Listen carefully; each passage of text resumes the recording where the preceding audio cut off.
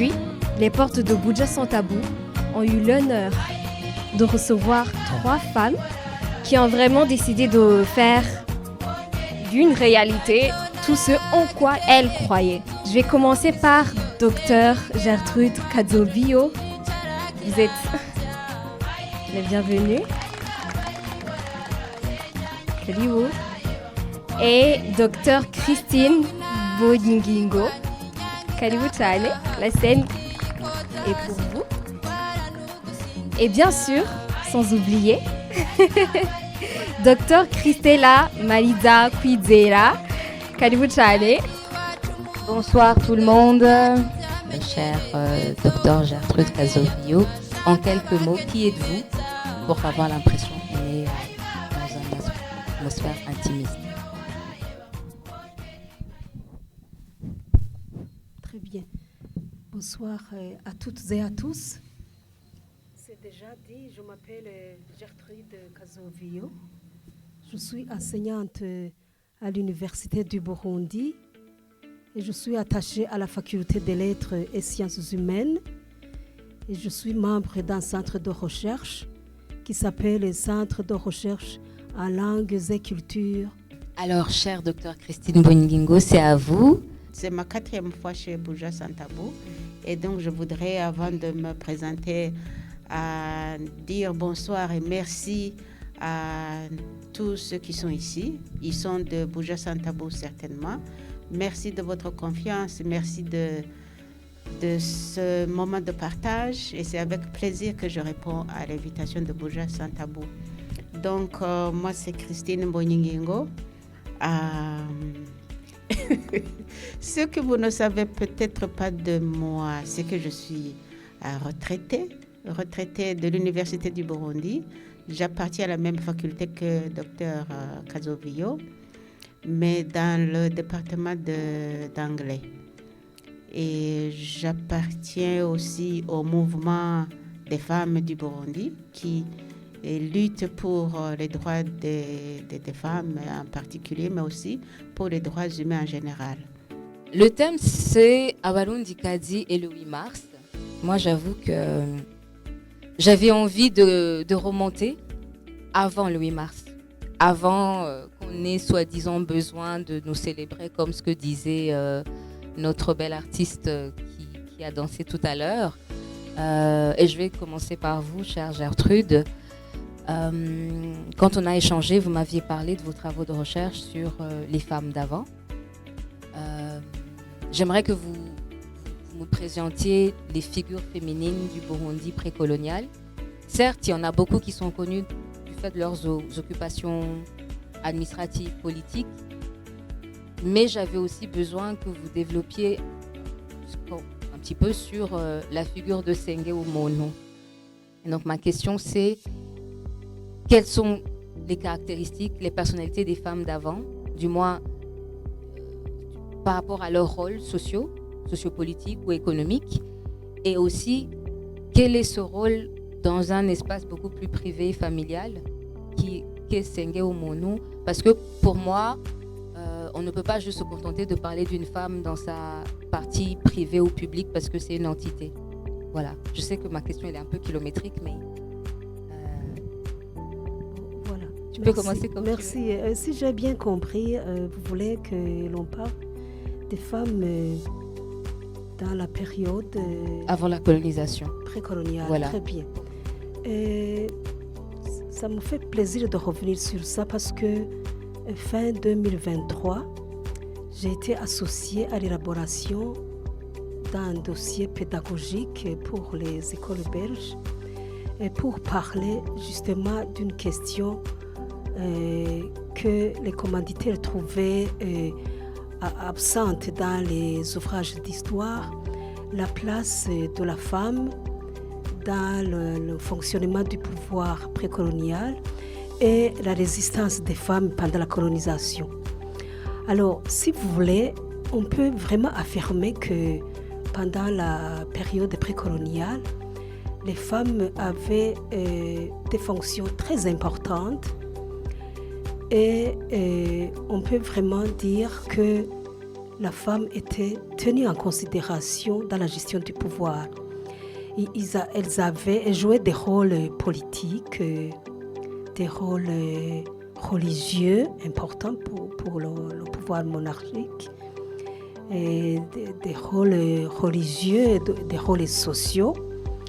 Et on peut dire que cette place importante de la femme pendant la période précoloniale a été un peu supprimée pendant la colonisation. Alors pendant la période précoloniale, si on commence par la fonction qui était très visible à cette époque, c'est la fonction de reine-mère. La reine-mère, c'était une reine dont le fils était l'héritier. Le prince héritier était désigné longtemps avant qu'il ne prenne le pouvoir. Et assez souvent, le prince héritier était encore jeune, et donc il fallait qu'il ait sa mère à côté pour gérer le pouvoir en place et lieu de son fils-là. Et donc, la reine-mère gérait vraiment le pouvoir politique à la place de son fils. Et son rôle était tellement important que la société burundaise prévoyait même une remplaçante au cas où cette reine-mère venait de décéder. Et c'était une fille qu'on appelait Inamugamba. Et il y avait, dans le cadre des fonctions politiques, il y avait aussi d'autres femmes qui étaient appelées à gérer le pouvoir des chefs. Une femme dont le mari est chef et qui venait de décéder, la femme pouvait bien prendre le pouvoir à la place de son fils et par la confirmation du roi. Le roi confirmait, la désignait pour poursuivre le rôle de dirigeant joué par son mari. Et il me semble qu'il arrivait aussi que le roi désignait les femmes pour diriger les territoires. Et sur le plan religieux, je crois que même les jeunes d'aujourd'hui ont appris qu'il existait un rôle de Muka Karyenda. Muka Karyenda, c'est une femme qui était le responsable supérieur des cérémonies du culte de Kubandwa, des cérémonies religieuses qui avaient une grande place pendant les cérémonies de Muganuro et lors de l'intronisation du nouveau roi. Et cette femme, Muka Kiranga, était considérée comme l'intermédiaire entre Dieu et la société burundaise. Et pendant l'intronisation, il y avait un culte, le culte de Kubandwa. Et c'est pendant ce moment de culte que cette Muka Kiranga demandait toutes les bénédictions pour le nouveau roi qui venait de prendre le pouvoir. Et pendant la période de célébration du Muganuro, c'est elle qui, pendant les cérémonies, demandait les bénédictions pour le pays, l'abondance, les vaches, demandait de très bonnes choses pour la société burundaise. Et donc, c'est elle donc qui prenait la place du roi pour demander bien de choses pour le pays à Imana. Et il y avait une autre femme qui s'appelait Muka Karyenda, la reine du tambour, la femme du tambour. On l'appelait la reine du tambour Karyenda. Et Karyenda, c'était un tambour. Et le tambour pour le Burundi, c'était en même temps la royauté et le tambour qui incarnait le pouvoir. Et donc, cette femme qu'on appelait Mukakarienda était chargée d'entretenir ce tambour et en même temps, elle était chargée d'entretenir ce tambour qui incarnait le pouvoir pour qu'il ne vieillisse pas, pour qu'il ne vieillisse pas, pour que le pouvoir reste en bonne forme. Donc, elle avait un grand rôle à jouer pendant l'intronisation parce que on ne pouvait pas. Il y avait une étape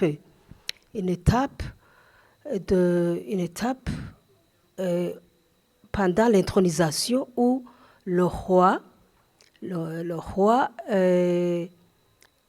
dormait pendant quelques minutes avec le Mukakarienda, symboliquement pour faire l'union avec le pouvoir qui venait de recevoir. Et il y a d'autres femmes. Alors, donc, si je comprends bien, docteur Gertrude, là, c'est vraiment la place de la femme dans les hautes sphères de la pouvoir, de la gestion du pouvoir. Il y a une question qui revient souvent de nos jours, et je pense que même docteur Christine, je vous la reposerai à votre niveau. Les Burundaises aujourd'hui ont tendance à dire, oui, elles ont existé, mais elles avaient des rôles symboliques à une époque précoloniale. Qu'en était-il de la femme lambda, la femme, on va dire, qui n'arrivait pas dans ces sphères de pouvoir, d'une part, et deuxièmement, je pense qu'on ne devient pas la reine de Kadienda comme ça. Il y a peut-être une préparation par rapport à une certaine éducation. Ma question, ça veut dire que la société de cette époque pouvait comprendre que les femmes pouvaient aussi intégrer des hautes sphères. Mais est-ce que ce prestige pouvait se retrouver dans la femme de la simple population? Bon, les femmes les simples femmes de la couche populaire se projetaient dans ces femmes-là parce que c'était connu qu'il y a des femmes qui occupent des hautes fonctions dans la sphère du pouvoir. Et puis, il y avait des clans,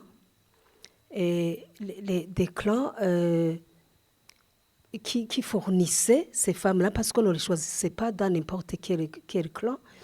Donc, dans la société burundaise, on savait qu'un clan qui soit proche du pouvoir ou éloigné du centre du pouvoir, il savait que ce clan-là, si une femme est issue de ce clan-là, pouvait bien parvenir dans ces sphères du pouvoir.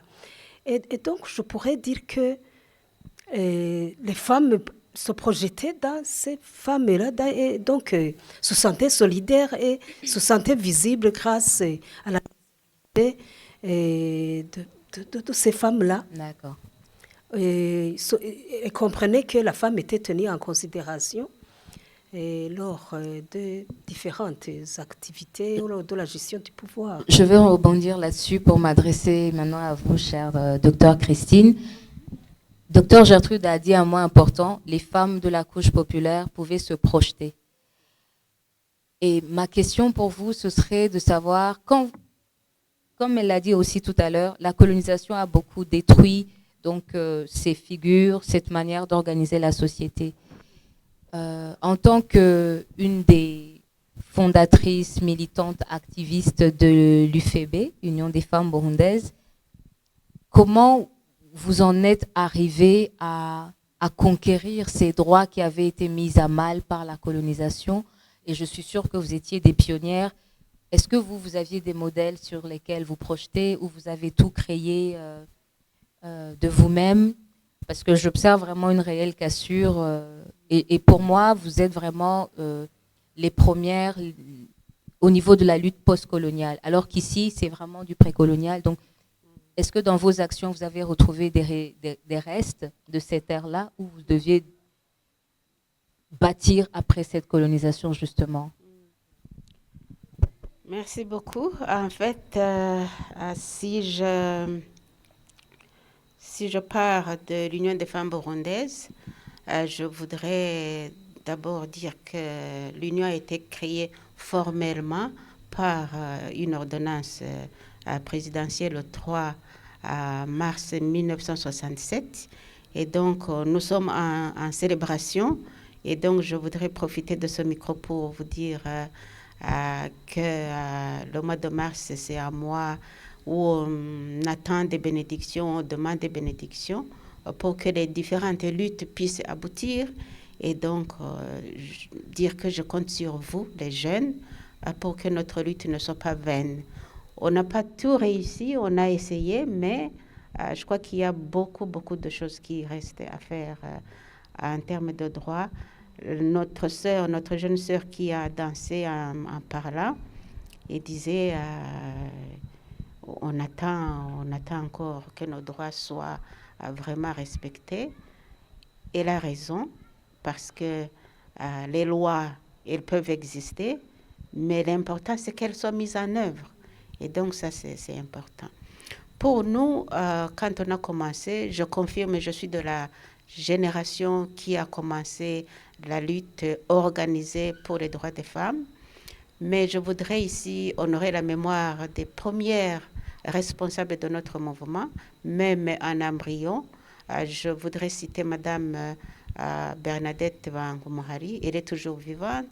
C'est elle qui a vraiment aidé, on ne le dit pas assez, mais c'est elle qui a aidé à créer le parti UPRONA.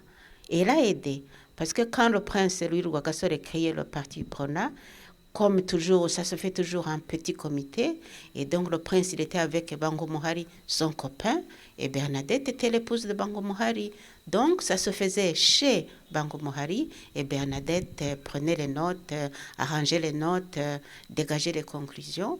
Et donc, je crois que c'est une personne qu'il faut célébrer chaque fois qu'on le peut, même si elle s'est battue pour qu'après l'indépendance, elle ait de la place au soleil comme ses camarades au moment de la création du parti.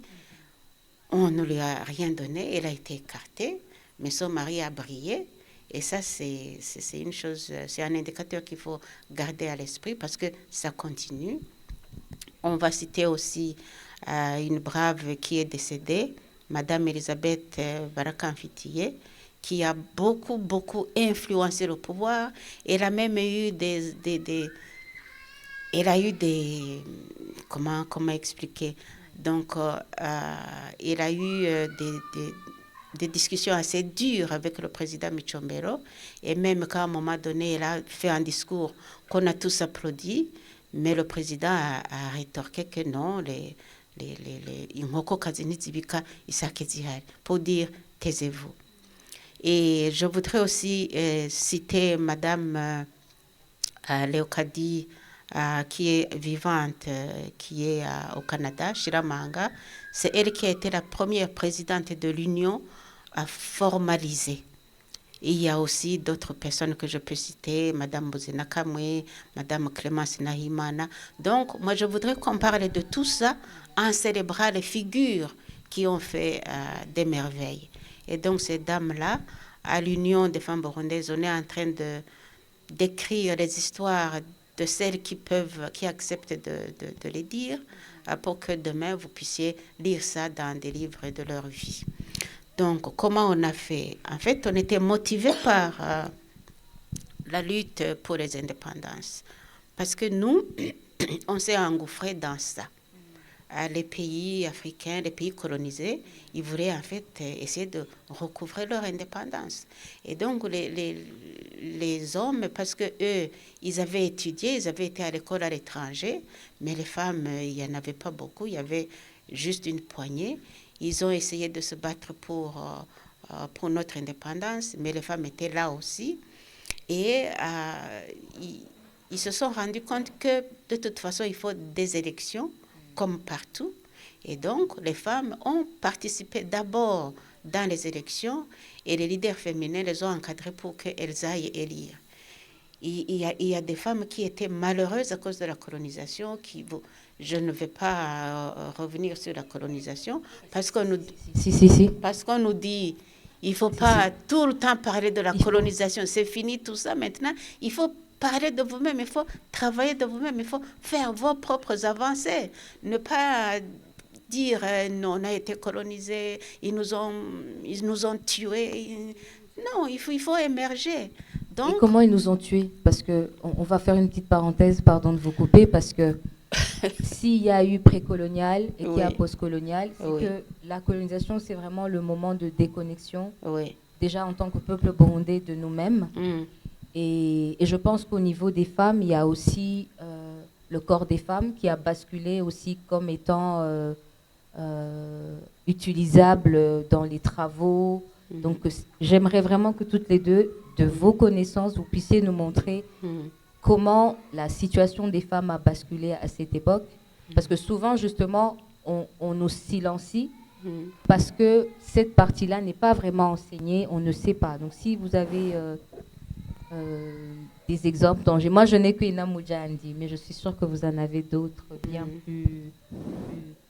Je continue avec vous et je vous redonne la parole. En fait, parler de ça, ce serait par exemple, effectivement, la femme burundaise a été, si on parle de la colonisation, la femme burundaise se souviendra, elles sont devenues veuves de facto parce que les maris étaient partis pour les travaux d'intérêt commun pour l'administration coloniale. C'était en RDC, c'était en Ouganda, c'était en Tanzanie.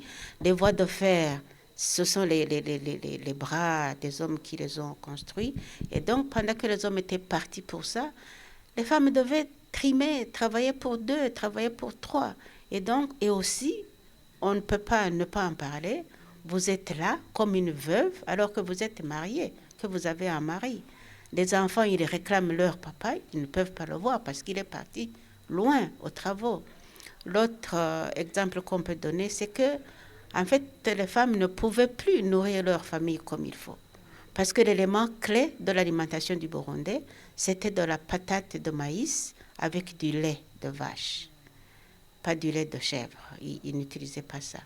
Mais comme le colonisateur avait besoin d'argent, il voulait le lait, il voulait les œufs, il voulait tout ce qui était commerciable, qu'on pouvait mettre dans le commerce. Le lait, tu peux faire le fromage, tu peux vendre le lait. Et donc, la maman ne pouvait plus donner du lait à ses enfants. Ça, j'ai vu. Parce que quand j'étais chez mes grands-parents me donnaient un pot à porter à la petite succursale de mission catholique. Et là, on amenait du lait bon, entier. Et je ne sais pas ce qu'ils faisaient, mais une semaine après, pas une semaine, mais quelques temps après, ils nous donnaient du lait sucré, mais sans beurre, très écrémé. Donc, la femme n'étant plus en mesure de satisfaire les besoins alimentaires de ses enfants, elle avait mal. L'autre exemple que je peux donner pour les femmes, c'est que en réalité, elles-mêmes, elles ont dû en fait remplacer les maris qui étaient partis chercher l'impôt de capitation. Et du coup, les hommes, quand ils revenaient, s'ils trouvaient encore un petit lopin de terre, ils prenaient une deuxième femme. Ce n'est pas que les femmes aimaient être en polygamie, mais la polygamie leur était imposée. Donc, il y a ça.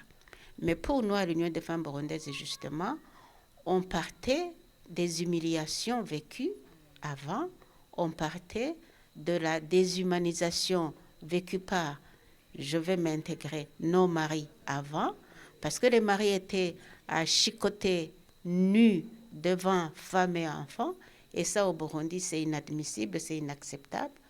Et donc, il y a tout ça. Nous, on voulait qu'enfin, on puisse être au devant de la scène.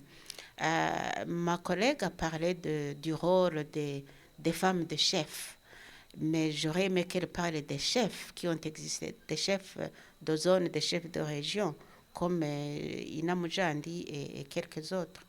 Mais, comme le disait si bien ma jeune sœur, docteur Christella, en fait, oui, les femmes de chef, c'est bon, Mais la majorité des femmes rurales qui cultivent la terre, elles n'avaient même pas accès à l'Ubushinganai.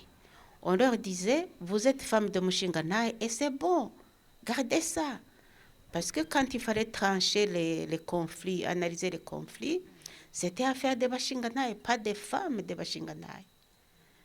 J'ai parlé il y a pas longtemps avec les Bashinganai de l'époque de 2003, 4, 5 par là. J'étais au projet de l'UNIFEM à cette époque-là. Il commençait à restructurer l'institution de Bashinganai pour intégrer les femmes. Alors ils m'ont dit, oh, les femmes elles sont intégrées, elles font partie de l'Ubushinganai. Je leur ai démontré que même au niveau des statuts, même au niveau des membres fondateurs, il n'y avait pas de femmes. Et puis de toute façon, il y a toujours des moyens d'expliquer. En réalité, ce n'est pas le bâton que vous voyez. Traditionnellement, dans les temps, c'était le sexe masculin, c'était le phallus. Les personnes qui étaient venues avec un conflit, ils savaient que les Bashinganai ont parlé. Et donc, vous les femmes, vous n'avez pas de phallus. Donc, il n'y a pas moyen d'aller taper de l'intérieur par terre. Parce que vous n'avez jamais tapé quoi que ce soit entre vos deux jambes. Donc, nous, on est partis de là. Et donc, on voulait absolument que la femme participe à la politique, effectivement. On voulait la participation des femmes au niveau de la politique. Mais de 67 à 79, on faisait que demander. Ce n'est qu'en 79 que le parti UPRONA a accepté que des femmes fassent partie du comité central, donc de la décision. Et donc, on est parti par là. Après, on a vu que la seule possibilité, c'était de donner la possibilité aux jeunes filles d'apprendre comme les garçons. Parce qu'auparavant, les filles apprenaient ils avaient 4 années secondaires. J'ai failli être ça, mais heureusement, j'ai été sauvée. Sinon, c'était l'école ménagère, c'était, D4. On s'est dit, il faut absolument que les filles puissent être dans les lycées, puissent être à l'université. Et pour ça, il faut qu'elles apprennent avec les garçons. École mixte, on a eu ça. On a demandé aussi que les femmes puissent vraiment prendre la parole chaque fois qu'il y a des assemblées. Et donc, on a pensé à la femme des collines, parce que c'est elles qui peuvent faire la différence. Tant qu'on n'a pas touché ces femmes-là, on ne peut pas y arriver. Et donc, nous, on leur a appris à parler. Parce qu'il faut apprendre à parler. Il faut parler. Et donc, on leur a appris à libérer leur langue, libérer leur esprit et parler, dire les choses, contribuer. Et elles-mêmes, elles ont confirmé, l'Union des femmes burundaises nous a appris à prendre la parole, nous a tiré de la brousse pour nous mettre à la lumière. Donc, la prise de parole, c'est très important. Même aujourd'hui, hier, j'étais avec un journaliste de Radio Culture, il me demandait, mais pourquoi les femmes, vous ne parlez pas assez aux médias? J'ai dit, peut-être on n'a pas toutes nos capacités pour le faire. Parce que pour parler, il faut l'apprendre. Si tu es mwigisha, tu vas certainement parler. Si tu n'as jamais été mwigisha, ça va être difficile d'articuler les choses. Et d'autres choses encore.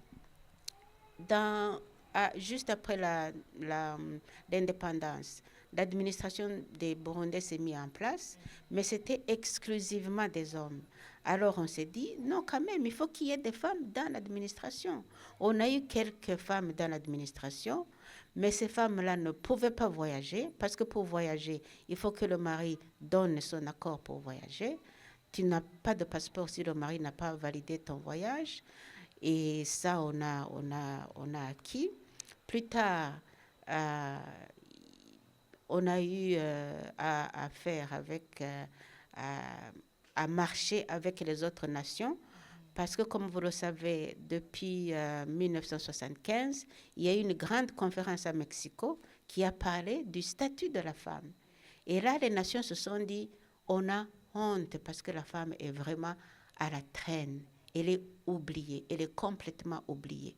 Et donc, quand ici au Burundi, on dit tout ça vient de l'extérieur, ça ne vient pas de l'extérieur. Parce que les nations qui sont parties à Mexico, le Burundi est parti de lui-même. Il n'était plus colonisé. Donc, il est parti de lui-même, il a pris des engagements, il est revenu mettre en œuvre les engagements. En 80, c'était la conférence de Copenhague. Là, ils ont dit, on a essayé, mais ce n'est pas suffisant. Il faut vraiment que la femme ait accès aux facteurs de production. Ici, c'est la terre. Dans d'autres pays, c'est la terre aussi. Donc, Copenhague a dit, les présidents et les chefs de gouvernement ont dit, on va tout faire pour que la femme ait accès et le contrôle à la terre. Certains ont fait, d'autres n'ont pas fait. Au Burundi, on n'a pas fait. Donc, il y a eu après Nairobi et puis Beijing, et on continue à évaluer Beijing. Je vais vous dire aussi que mon association Union des femmes burundaises était à Mexico, était à Copenhague, était, je crois, à Nairobi, mais je crois qu'elle n'était pas à Beijing. Et quand il y avait des conférences comme ça, c'est l'Union des femmes burundaises qui revenait et insistait, négocier avec le gouvernement pour que les engagements pris là-bas puissent être effectifs ici. Et c'est là où on a eu des difficultés. Je ne sais pas si on a eu des difficultés à convaincre, mais je crois que c'est plutôt une volonté politique qui n'était pas suffisante. Même aujourd'hui, ça continue comme ça. Donc, on n'a pas désarmé. L'Union des femmes burundaises vient de lancer avec d'autres associations l'initiative parité au Burundi d'ici 2030. On espère que les choses vont être accélérées, mais encore une fois, il y a beaucoup de paramètres à analyser.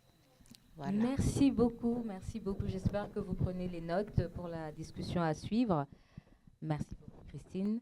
Alors, chère Gertrude, là, on a vu comment l'Union des femmes burundaises a dû remonter pour essayer de reconstruire le tissu des femmes burundaises. Et tout à l'heure, elle a parlé de ces hommes chefs, parce que clairement, la société coloniale a été hostile aux femmes, peu importe leur position sociale. Et pour revenir à ce que vous développiez tout à l'heure, s'il y avait autant, ou du moins s'il y avait des exemples dans les hautes sphères du Burundi précolonial, et vous avez dit tout à l'heure que les femmes normales des classes populaires pouvaient se projeter dans ces figures-là, et vous avez aussi mentionné au début qu'avec la colonisation, ils ont perdu leur prestige ou leur position. Tout à fait, je voudrais justement en parler parce que tout à l'heure, je n'ai pas parlé de ça. Et les résistances. Et oui, voilà. Pendant qu'elles perdaient, quelles ont été les résistances pour pouvoir peut-être pas garder leur position, mais pour éviter cette situation de double oppression? En fait, le combat qu'évoque Dr Christine pour que la femme retrouve sa place dans la gestion du pouvoir, la place qu'elle avait pendant la période précoloniale, c'est que la colonisation a porté un coup fatal à la visibilité de la femme aux côtés des hommes dans la gestion du pouvoir. Parce que d'abord, la colonisation a introduit une nouvelle religion, la religion catholique, et avec cette nouvelle religion, la religion traditionnelle a été supprimée. Et donc, il n'y avait plus d'occulte de Kubandoa. Et donc, la plus grande fonction de l'officiante principale du pays, Mukakiranga, venait de disparaître. Et puis, l'Umuganuro a été supprimé en 1929. Et donc, toutes ces fonctions que les femmes assuraient pendant les cérémonies du Muganuro ou d'intronisation venaient de disparaître aussi avec ces nouvelles réformes. Et la suppression de la polygamie a fait reculer aussi, a rendu malheureuses les femmes aussi parce que d'abord, non, c'est très sérieux ce que je vais dire. Donc, devenait polygame qui pouvait, qui avait suffisamment de choses à donner à ces femmes. Donc, en supprimant la polygamie, un chef ou un sous-chef ou une autre personnalité devait retenir la première femme ou l'une des 4 ou de 5 femmes, et les autres femmes étaient délaissées. Alors qu'avec la polygamie, les femmes étaient à l'aise parce qu'elles ne souffraient de rien, elles ne souffraient pas économiquement ou socialement. Donc, c'est-à-dire que quand vous dites que était polygame qui pouvait, oui. Ça veut dire que moi, je pouvais avoir donc, moi, l'homme, j'ai ma femme à Bujumbura, j'ai une autre à Gitega, et dans une autre province. Tout à fait, parce que ceux qui prenaient plusieurs femmes avaient plusieurs propriétés. Et chaque femme était installée dans sa propriété, donc les femmes n'étaient pas malheureuses. Par après, on va lutter contre la polygamie, c'est clair, mais ça, c'est un autre chapitre qu'il faudra ouvrir avec Dr Christine. Mais qu'est-ce qu'il y a encore? Muka Karyenda n'avait plus de rôle, Muka Kiranga non plus, la reine-mère perdait sa place aussi. Les femmes qui prenaient les fonctions de leurs époux n'étaient plus nommées. Donc, la femme a sensiblement perdu sa place, sauf dans l'institution de Bashingantahe, qui, vous savez, cette institution qui était chargée de trancher les palabres. Il arrivait que les notables, les Bashingantahe, ne s'entendaient pas sur le jugement qu'il faut rendre, et ils rentraient à la maison, donc ils suspendaient la séance et ils disaient: nous allons réfléchir, mais en réalité, ils allaient poser la question à leurs femmes pour que les femmes leur suggèrent le jugement qu'il faut rendre. Et ils disaient: on va réfléchir ou bien on va questionner nos cœurs. Mais en réalité, c'était la femme. Donc, la femme est restée importante, mais sans être visible, comme elle est restée aussi dans la fonction sociale d'éducatrice. La femme était une pierre angulaire dans l'éducation des enfants, filles ou garçons. Filles et garçons, au moins le garçon jusqu'à l'âge de l'adolescence, la femme était vraiment l'éducatrice principale dans la famille. Alors, la colonisation a fait reculer la femme parce que même lorsqu'il y a d'autres espaces qui se sont créés, notamment l'école, la femme n'avait pas accès à l'école. Et avec la nouvelle religion, on baptisait les Burundais, mais la femme n'avait pas le droit d'être baptisée. Donc la femme a été vraiment déconsidérée et le pouvoir colonial a très sensiblement fait reculer la femme. Et je pense que même aujourd'hui, je crois que la femme ne s'est pas encore suffisamment relevée. Et je crois que c'est à partir de la lourdeur de ce coup-là. Je peux l'affirmer sans embâche. Voilà. Et c'était quoi la question que vous avez posée tout à l'heure? Oui, en fait, j'ai beaucoup de questions dans ma tête et des fois, c'est difficile de faire des choix pertinents. Donc, désolée. Mais là, on est vraiment resté sur la position politique, la crise sociale des femmes. Mais moi, je trouve que dans l'éducation qu'on donnait à nos filles, on leur transmettait des outils pour pouvoir justement évoluer dans cette société, qu'elle soit coloniale ou même après. Et c'est pour ça que je parlais de Senge Umonu, quelle était sa place. Et ça peut basculer aussi pour vous, Christine, dans le sens où vous êtes des femmes, vous êtes mis ensemble pour vous battre pour nos droits, pour qu'on puisse récupérer nos droits. Mais quelque part, il y avait ce qu'on appelle en ce moment dans les nouveaux groupes féministes, cette question de sororité. Donc, comment, par exemple, une figure comme Senge Umonu peut aider la jeune fille ou la petite fille de sorte à l'armer et d'en faire une adulte qui va peut-être voir en une autre femme une sœur. Parce que je crois que là, vous m'avez dressé un tableau un peu pessimiste de ce qui nous est arrivé. J'essaie de tirer des ficelles pour voir quels sont les outils qu'on pourrait utiliser pour continuer la lutte, peut-être pour se retransformer, peut-être pour rebondir. Mais ce que vous m'avez dit avant sur la polygamie. Peut-être que Dr Christine peut réagir. Je suis curieuse. Après, on revient vers les côtés sérieux, mais parce que, bon, mon humble avis, je pense qu'ils étaient meilleurs d'être une coépouse dans le Burundi précolonial qu'après. Et franchement, confidence pour confidence, si je peux avoir une terre à moi que je gère toute seule, pourquoi pas? Alors qu'aujourd'hui, le statut de maîtresse et d'épouse et de je ne sais pas quoi d'autre, c'est beaucoup plus compliqué. À votre avis?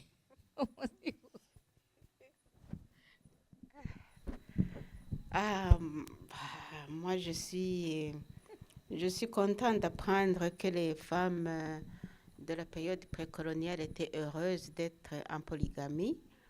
Mais je constate aussi que dans cette période-là, c'est là où on a vu beaucoup de personnes concocter des poisons comme aujourd'hui pour empoisonner les enfants de l'autre. Donc, c'était jamais de... oui, elles étaient heureuses peut-être parce qu'elles étaient, elles étaient indépendantes. C'est pour ça que des vieux, je vais prendre des exemples que je connais. Moi, je connais un vieux monsieur polygame qui disait à ses enfants d'une de ses femmes que si ils vont chez l'autre femme, il faut jamais qu'ils mangent avant qu'elle n'ait mangé. Et donc, il faut qu'elle goûte d'abord et qu'elle avale, qui n'était pas suffisant, qu'elle mette dans la bouche et faire semblant de mâcher, qu'il fallait qu'elle avale. Si les enfants voient qu'elle a avalé, ils pouvaient manger. Avec le président Bagaza, il a vraiment aboli de façon formelle la polygamie, mais cela n'empêche pas que les hommes qui ne se sentent pas vraiment à l'aise avec une seule femme prennent des bureaux. Et ça, c'est mondial, ce n'est pas burundais. Et donc, c'est, je crois, ça. Sinon, pour la question de Sengue, ma collègue va vous en parler certainement. Pour la solidarité entre sœurs, pour une vision commune entre sœurs, je crois que c'est ça qui a fait que l'union a eu des succès, parce qu'on se sentait vraiment solidaires les unes avec les autres. Je vais vous donner des exemples aussi. Moi, quand j'étais à la permanence nationale de l'UFB comme secrétaire générale adjointe, donc payée pour ça, payée pour suivre les droits des femmes, si on apprenait qu'il y a des sessions dans un tribunal de résidence qui concerne des femmes qui sont lésées, on prenait un véhicule, on montait et on s'installait dans la salle de la cour et les juges voyaient qu'il y a des femmes qui arrivent et qui viennent certainement de Bujumbura, bien habillées, avec on affichait notre confiance en nous parce qu'on savait que les femmes étaient lésées. Et donc, on écoutait tranquillement comment les choses vont marcher. Et curieusement, chaque fois qu'on était là, les choses changeaient positivement. Et donc, les imanza zacibwa correctement. Kuko twaba tuhari. Dushitse kare, on parlait au juge, on essayait de voir. En fait, on disait, on est de l'UFB. Et je crois que maintenant aussi, ça continue avec les associations qui étaient mises en place par les membres de l'UFB pour ne pas faire que de la politique, être dans la société civile. J'apprends que maintenant, les jeunes femmes, quand les maris leur mènent la vie dure et leur disent « Ah, donc tu veux que j'aille appeler CAFOB maintenant ?» Donc, CAFOB, c'est devenu comme... Auparavant, si vous faites ça, j'appelle CAFOB. Voilà. Merci beaucoup. On va progresser tout doucement vers une discussion. Il me reste une dernière question à toutes les deux. Après, je passerai le micro. Mais donc, la figure de Sengue Oumonou, je pense qu'elle est importante pour nos générations actuelles. Si vous pouvez nous dire deux mots, parce que je pense qu'elle est le lien entre la petite fille et la jeune adolescente qui s'apprête à entrer dans sa vie de femme. Oui, mais permettez-moi d'apporter cette ici. En fait, si ce n'est pas que les femmes étaient heureuse et contente de la polygamie. Ce n'est pas ça que j'ai voulu dire. Seulement, j'ai voulu souligner que les femmes délaissées avec l'abolition de la polygamie sont devenues très malheureuses, pauvres et n'étaient plus fréquentées par leurs époux. Donc, c'était des femmes délaissées. Elles sont mariées? Elles sont mariées alors qu'elles étaient déjà mariées. Bon, ça pouvait être, mais elles avaient déjà un cachet, une référence. Donc, se remarier, ce n'était pas évident, mais ce n'était pas interdit. Alors, pour ce qui est de inasenge umuntu, la tante d'une personne, c'est quelqu'un de très important dans la famille, parce que inasenge, c'est quelqu'un qui est très proche de ses nièces, et de ses neveux aussi, si vous voulez. Mais la tante, c'est quelqu'un qui était très proche de la fille et qui lui donnait des conseils que cette fille ne recevait même pas auprès de sa mère. Et en ce qui concerne, par exemple, les questions de sexualité, la tante pouvait bien en parler ouvertement avec sa nièce, plus ouvertement que la fille n'en parle qu'avec sa mère. Et la fille recevait des conseils de sa tante dans ce sens, et surtout lorsque elle allait se marier, parce que la question de sexualité, c'est une question qui était très taboue, peut-être le reste même aujourd'hui. Dans les familles, on ne parlait pas ouvertement des questions de sexualité. Et donc, les quelques notions de comment elle va s'y prendre chez son mari, la fille, quelques informations, elle les recevait de sa tante. Et donc, c'était des personnes qui sont vraiment proches. Et je pense que même aujourd'hui, ça le reste. Oui. Pour les jeunes dames, jeunes messieurs qui sont ici, des fois on stigmatise les femmes qui mettent des perles autour de leur taille. Je voudrais vous dire que c'est une pratique burundaise très ancienne. Les Seng, précisément, c'est elle qui offrait les perles à la fille qui allait se marier et qui l'aidait à tresser ça, à mettre ça ensemble, parce qu'il fallait porter au moins 8 rangées. Au moins 8 rangées. Pourquoi comme le nombre 8? Je sais pas. Parce que ça faisait une couche assez visible, ça sonnait bien. Et donc, portez-les, n'hésitez pas, portez-les, c'est votre culture, c'est bon. Et ça plaît aux camarades. Sur les chevilles aussi. Oui. Demain à l'université, lundi, je mettrai ça. J'oserai. Alors, la dernière question, c'est plutôt des conseils. Quand vous voyez ce que vous venez de nous exposer pour le Burundi d'avant, le Burundi après avec l'UFB, quels conseils vous pourrez nous donner, nous, les nouvelles générations? Vraiment, qu'est-ce qu'on pourrait faire pour continuer? Parce que j'ai l'impression que chaque génération a ses défis. Qu'est-ce qu'on peut...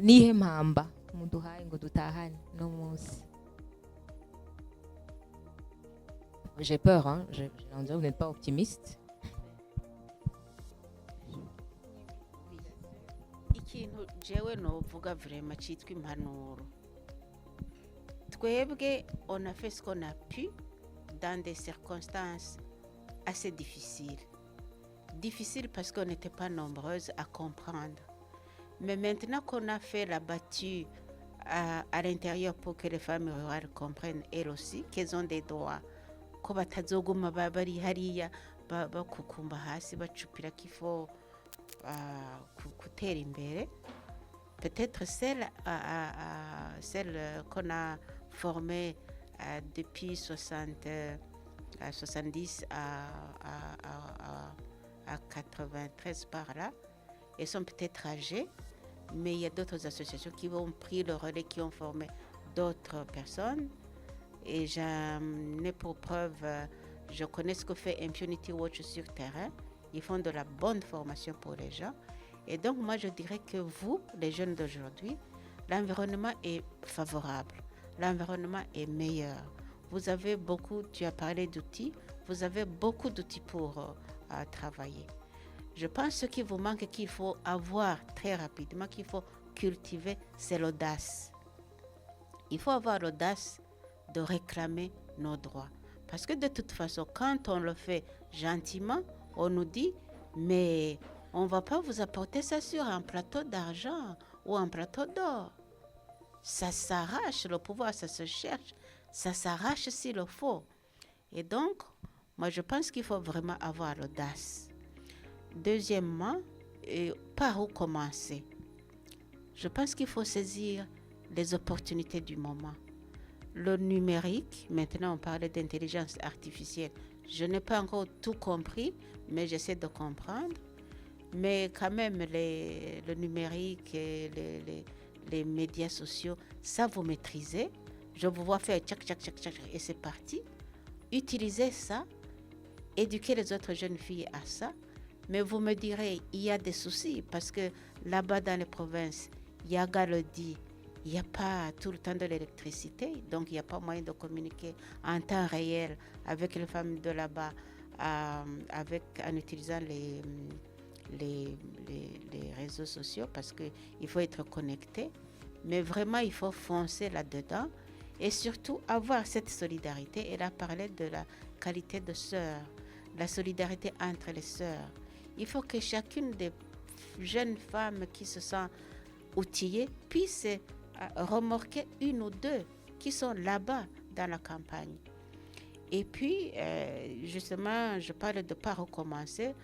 Je pense qu'il n'est pas utile de commencer par la ville. Parce qu'en ville, de toute façon, vous pouvez vous battre pour vos droits. Et vous pouvez même prendre des décisions qui vous mettent en position de ne pas être lésé. Mais à la campagne, c'est là où les filles et les jeunes femmes ont des difficultés. Et donc, si vous avez vraiment envie de faire évoluer ce pays en partant de la population féminine, il faut travailler avec les filles et les femmes qui sont dans les provinces. C'est très important parce que si elles restent là, on ne va pas avancer. Parce que si vous avancez seul, vous serez 2%, peut-être maximum 5%, et ça ne va pas compter.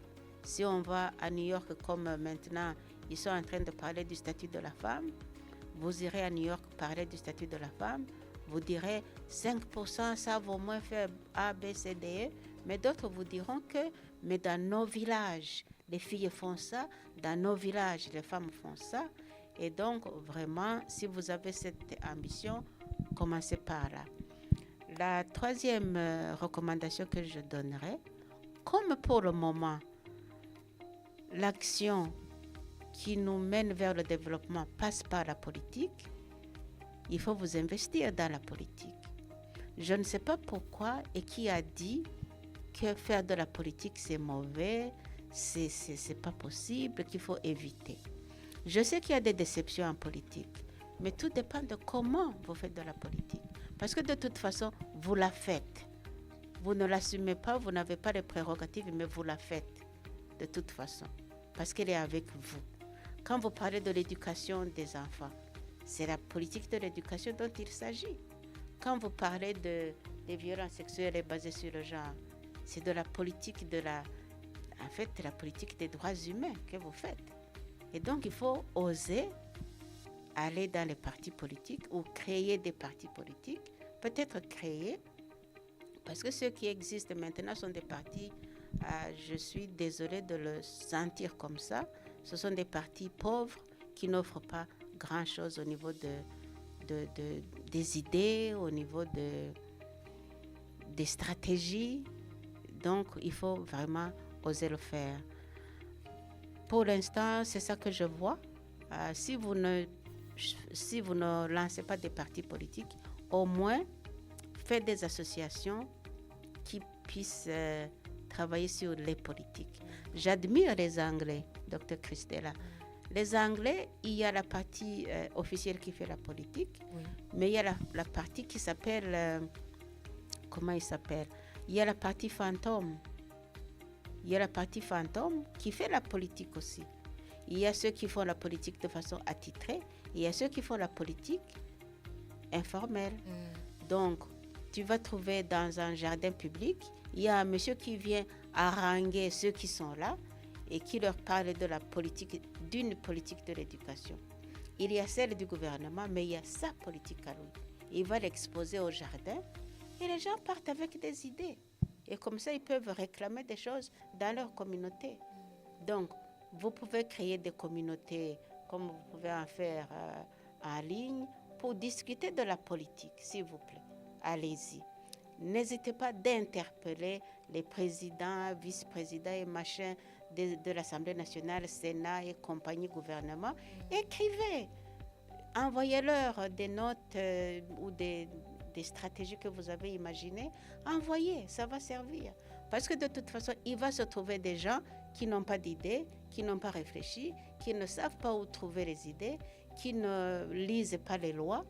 Vous pouvez décortiquer ces lois, faire des notes, diffuser auprès du Parlement. S'il y a une session qui est en vue, vous pouvez préparer des choses et leur envoyer.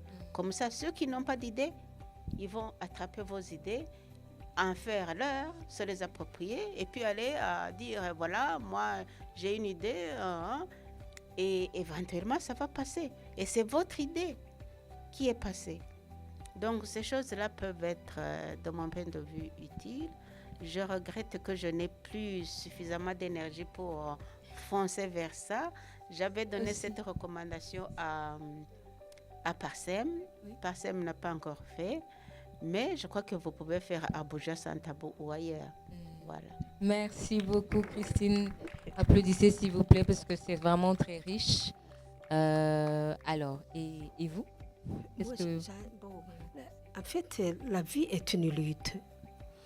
Et tant que l'on vit, on doit continuer à lutter. La lutte continue. Et c'est Che Guevara. Dans l'entretemps, les choses ont évolué par rapport aux situations, aux périodes qu'on présentait ici. Les choses ont évolué et il y a des opportunités qu'on peut exploiter pour continuer à arrondir les angles de la femme. Il y a déjà des instruments juridiques internationaux qui n'existaient pas à l'époque, mais qui aujourd'hui existent et qui ont contribué à donner un peu de place à la femme en général. Ces instruments restent à améliorer, instruments nationaux ou internationaux. Ce sont des instruments à améliorer parce que, comme je le disais, la lutte doit continuer. Et comme le disait Dr Christine, c'est mieux de lutter ensemble parce que la lutte individuelle ne permet pas d'arriver à des résultats substantiels. Donc, la lutte de ces droits en association, c'est vraiment une meilleure stratégie pour arriver à de meilleurs résultats. Et l'autre opportunité, c'est l'intelligence artificielle, comme elle l'a dit. Ça permet de rester connectés. Les femmes restent connectées, les femmes échangent. Les femmes communiquent avec les dirigeants, avec les autres organisations du monde entier. Donc, la situation avance en s'améliorant quand même et on doit rester optimiste. Et il faut oser effectivement poser les vraies questions, poser les questions même si ces questions nous paraissent difficiles. Mais il faut quand même les poser. Je me suis souvent posé la question, par exemple, de savoir qui a dit que la femme burundaise doit avoir 30%, qui avait le droit de décider de donner tel quota à la femme et de donner le reste aux hommes. je me pose la question de savoir qui avait le droit de donner et de garder pour lui. Ça, c'est une question qu'il faut. Est-ce que c'est les hommes qui doivent donner ou bien les membres de la société doivent être ensemble pour échanger et s'entendre sur la manière dont l'espace doit être partagé? Je pense que C'est le patriarcat, vous allez dire. je peux répondre. Moi, je suis plus du côté de Dr Christine Faut-Arraché. Et vous avez dit qu'il faut poser des questions. Donc, cher public, on applaudit fortement Dr Gertrude. Merci beaucoup. Maintenant, c'est à vous. Le micro est à vous. mwiriwe cyane sinzi ko ari dr kazoveza kucishura cyangwa ari dr christine turavye abo bapfasoni bari bafise igihagararo muri sosiyete kera hama twaba tuzi n'ingene uburundi bwari butwawe ko yari question y'ubwami yari monarchie nimba ari se uyu yatwaye azoheza umuhungu wiwe turashobora kubaza tuti mbega nabo bapfasoni baba baratwara ntiboba yari plus question de famille donc monarchique est-ce que nuko bari bafise ubwenge nuko bafise ayo makapasite yo gushobora kukipa ayo maplace barimo ico kibazo kikaca kija kwirepercuta sur ce qu'on vit ubunye kuko umva je me dis que umuntu twebwe muri no generation turaraba inyuma tuvuga ati nana karagize ibi n'ibindi umufasoni donc bikaguha nawe nguvu gushobora ati reka nanje ngiri intambwe kugira ngo ushobore kuduza ibuye aho uwundi nawe yarishize uno munsi ntushobora gusanga tuko tuvuga ati ikibanza c'umugore ariko ntiduhagarare kuri la capacité ugasanga turi muri la place mais sans vraiment donner l'importance kuri la capacité de cette femme de cette fille à gouverner canke à avoir cette place muri telle ou telle société. Si on quitte le passé vers le présent et si on se projette vers le futur, je me demande, avant, par rapport à ces réalisations, si on compare les opportunités d'aujourd'hui et ce qui s'est passé dans l'époque coloniale et post-coloniale, je me dis qu'aujourd'hui, il y a pas mal d'opportunités au niveau du cadre légal, ça a évolué. La place des femmes à l'école a aussi connu des avancées significatives. Alors maintenant, qu'est-ce qui se passe? Parce qu'à un certain moment, disons que c'est comme si moi je perds de l'espoir. Qu'est-ce qui se passe maintenant? Il y a pas mal d'opportunités, mais on ne voit pas vraiment cet activisme. Merci. Quelqu'un a dit il y a des choses qui ont évolué. Il y a les instruments, il y a des places dans les institutions réservées aux femmes, mais on ne voit pas assez de réalisation. Je crois qu'il y a parfois des contextes qui ne permettent pas que les femmes profitent et exploitent les opportunités qui leur sont offertes. Et vous voyez par exemple quand on est, vraiment je vais le dire crûment, est-ce que vous pensez que dans nos institutions, une femme ministre ou une députée sont libres de lutter pour les autres femmes? Est-ce que c'est possible? Donc, il y a des contextes qui ne permettent pas à la femme de lutter jusqu'au niveau qu'elle souhaitait.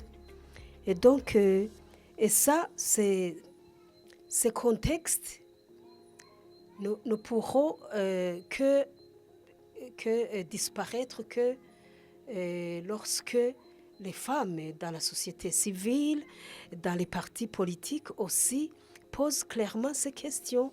Je me souviens c'était en 2019 où il était question de demander qu'il y ait une loi sur les successions. Et on menait des études, on commanditait des projets de loi et en fait on contribuait à faire avancer la société sur cette question, mais on constatait qu'il y a des femmes qui n'étaient pas d'accord, justement parce que leur base politique n'était pas encore avancée sur cette question, parce que les partis politiques de leur ressort n'étaient pas encore avancés sur cette question. Et donc, les femmes qui avaient des bonnes positions en politique n'étaient pas en mesure de contribuer dans ce débat.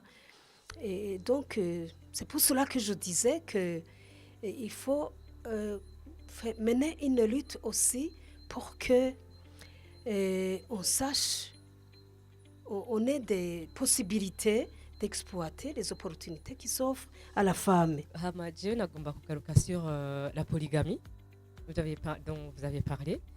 En fait, on n'ignore pas que dans le mariage, la dimension économique ne suffit pas pour être heureux. Donc c'est pas le seul aspect qui compte pour être heureux dans le mariage. Et Madame yavuze yuko que les femmes étaient heureuses avec la polygamie, mais j'ai du mal à partager cette idée, étant donné que la dimension économique, c'est pas la seule vraiment qui rend heureux mon mariage. Mais je voudrais qu'on doit beaucoup plus de preuves à l'appui et nous convaincre comment est-ce que Bali est heureuse. Ou bien ça reposait sur le concept Nikotsuba. Quand je dis les femmes étaient heureuses dans cette polygamie-là, c'est par rapport à ce qu'elles sont devenues lorsque la polygamie a été abolie. Et donc, devenaient malheureuses et par rapport à la situation qu'elles vivaient quand elles étaient encore en union avec leur mari. Sinon, le bonheur, je ne sais pas si le bonheur existe et reste. Le bonheur est une lutte en fait. Il me semble que l'état de bonheur est insaisissable. Donc si j'ai dit qu'elles étaient heureuses, c'était par rapport à ce qu'elles vivaient après la suppression de la polygamie. Sinon, ce n'est pas que je crois à un état de bonheur permanent. Je m'excuse. La question de la polygamie, il faut que twibuka yuko mu Burundi bwa kera nko muri Afrika hose, je pense même dans le monde, le mariage n'avait pas vocation amoureuse. Le mariage a une fonction sociale pour nous permettre de procréer les futures générations à qui on va léguer les terres, ils vont continuer à les exploiter. Donc déjà, nigake kera bagira mariage ngo kubera ngo bakundana, puisque les filles souvent ne savaient pas où uzomutwara. Et donc uravye ko muri culture yacu l'individu existe, affiche un statut social. Ces femmes étaient des épouses qui étaient affiliées à des terres z'uwo muntu. Donc avec la colonisation, abazungu baranyaze n'abashefu bacu baca nabo baba abanyagihugu basanzwe. Donc wari mukanaka umuganwa wa hehe ukacuba umuntu asanzwe ukacugenda imanamba comme Dr Christine l'a dit. Nous yabasigaye sinibaza ko yari afise une meilleure condition. Donc je crois que yutuko turavuga, je pense kahise kacu ntitubirabe avec nos yeux de la modernité, nos yeux grâce à qui il lui fait yatumye turonka des privilèges. Donc tugerageze kwibuka yuko nomenclature sociale ya kijya gihe umukobwa yavi wabo kaja gusanga uwo muhungu nawe yubatse pas très loin de son ya se wiwe hama tukabandanya. Mariage yari relation entre imiryango. C'était pas aujourd'hui je l'ai vu, je l'ai aimé, il m'a aimé et puis un jour après voilà. Merci beaucoup.